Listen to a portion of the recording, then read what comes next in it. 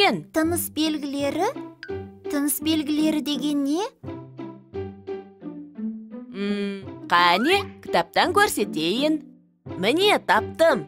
Тыныс белгілері дегеніміз жазуға тән шартты белгілер жүйесі. Мынау тыныс белгілері. Тыныс белгілеріне нүкте, көп нүкте, сұрау белгісі, леп белгісі, үтір, сызықша, қос нүкте, нүктелі үтір, тырнақша, жақша жатады. Иә, тыныс белгілері өте көп екен. Болаттың жазған хатына қайта оралайық.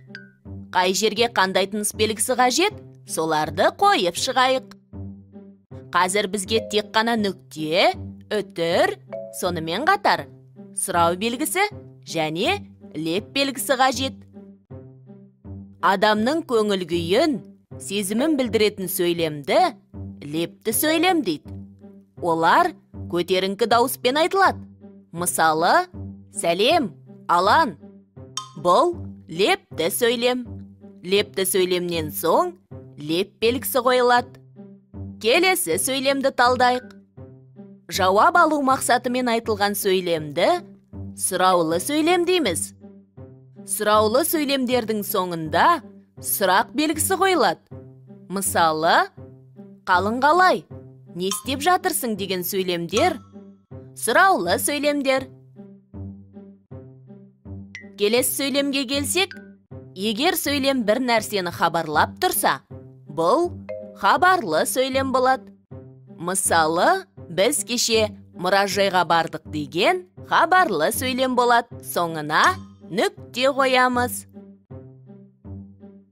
Түсінген болсаң, келесі сөйлемдердің қандай екенін анықтап, тыныс белгілерін қойып шығайық. Қандай керемет мұражай? Лепті сөйлем. Соңына леп белгісін қоямыз. Маған қатты ұнады. Менің үйіме кел. Мен саған мұражайда түскен суреттерді көрсетем.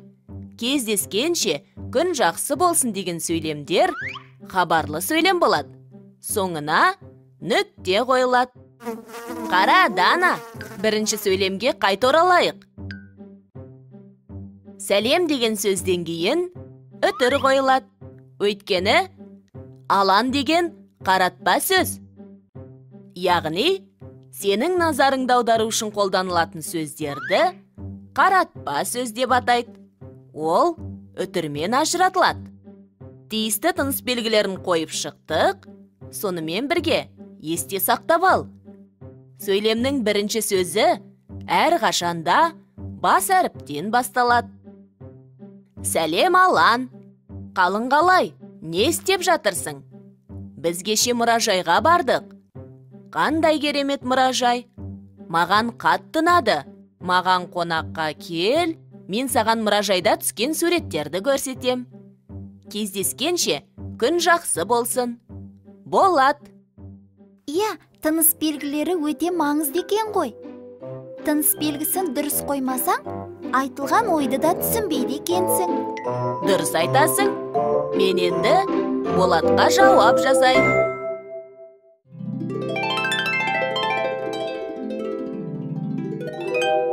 Қайталайық.